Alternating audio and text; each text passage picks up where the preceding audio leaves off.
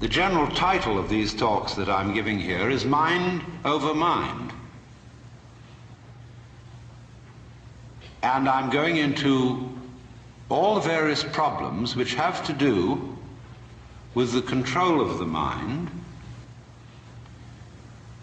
And so I might introduce what I'm going to say by saying it from different points of view. For example, if you're interested in communications, it will be the problem of feedback. Or if I may put it in theological terms,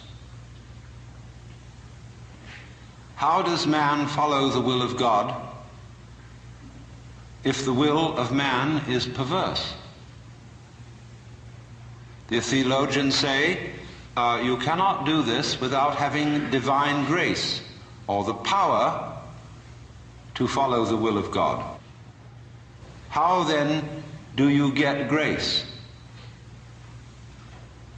Why is grace given to some and not to others? If I cannot follow the will of God by my own effort because my will is selfish, how will my will, which is selfish, be transformed into an unselfish will? If I cannot do it because I am already the selfish will, then grace must do it. If grace has not already done it, why not? Because I didn't accept it? But by definition I had no power to accept it because my will was selfish. Must I then become a Calvinist and say that only those people who are predestined to receive grace will be able to live the good life? Then we come back to the inadmissible position that people who live evil lives and do not get grace because they are not predestined to it out of the infinite wisdom of the Godhead, then God himself must be held responsible for their evil deeds. And so that is a nice little tangle. If I put this in the language of Oriental philosophy and religion, it would be something like this. The Buddha said that wisdom must come only from the abandonment of selfish craving or desire. One who abandons that desire attains nirvana, which is supreme peace, liberation. Nirvana means in Sanskrit blow out. That is, exhale the breath. The opposite, desire, is to breathe in. Now if you breathe in and hold it, you lose your breath. But if you breathe out, it comes back to you. So the principle here is, if you want life, don't cling to it. Let go.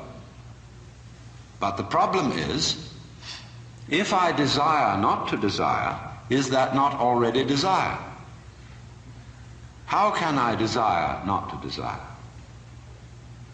How can I surrender myself when myself is precisely an urge to hold on, to cling to life, to continue to survive? I can see rationally that by clinging to myself I may strangle myself. I may be like a person who has a bad habit, as a result of which he is committing suicide. And he knows that, but can't give it up, because the means of death are so sweet. So it all comes down to this basic question, that human beings have for a long, long time been concerned about transforming their minds. Is there any way in which one's mind can be transformed? Or is it simply a process which is nothing more than a vicious circle? I could ask, why have you come here this afternoon? What were you looking for? Would it be too presumptuous of me to say that you were looking for help? That you hoped you would hear somebody who had something to say that would be of help and relevance to you as members of a world which is running into the most intense difficulty. A world beset by a complex of problems, any one of which would be bad enough. But when you add together all the great political, social, and ecological problems with which we are faced, they are appalling. And one naturally says, the reason why we are in such a mess is not simply that we have wrong systems for doing things, whether they be technological, political, or religious, but we have the wrong people. The systems may be all right, but they are in the wrong hands because we are all, in various ways, self-seeking, lacking in wisdom, lacking in courage, afraid of death, afraid of pain, unwilling really to cooperate with others, unwilling to be open to others. And we all think that's too bad. It's me that's wrong. And if only I could be the right person. Is this man going to tell me something that will help me to change myself so that I will be a more creative and cooperative member of the human race? I would like to improve. So in so many people's minds and from so many different angles, there is this urgent feeling that I must improve me. And this is critically important because it's obvious that, at least it's superficially obvious, that the way things are, we are going to hell fast.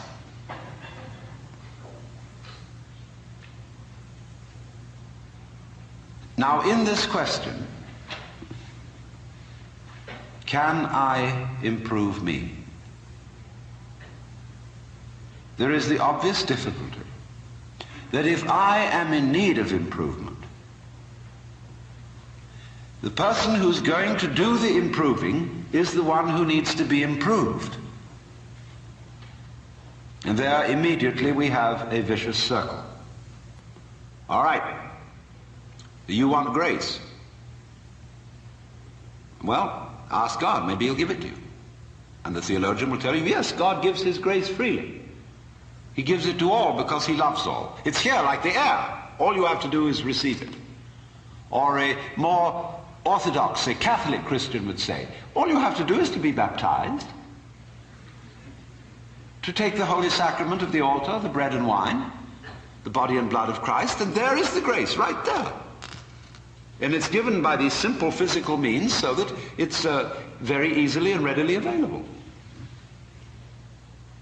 Well, a lot of people got baptized, and it doesn't always take. People fall from grace. Why do they? You see, we're just talking about the same old problem, but we've put it a step up. But it's the same problem.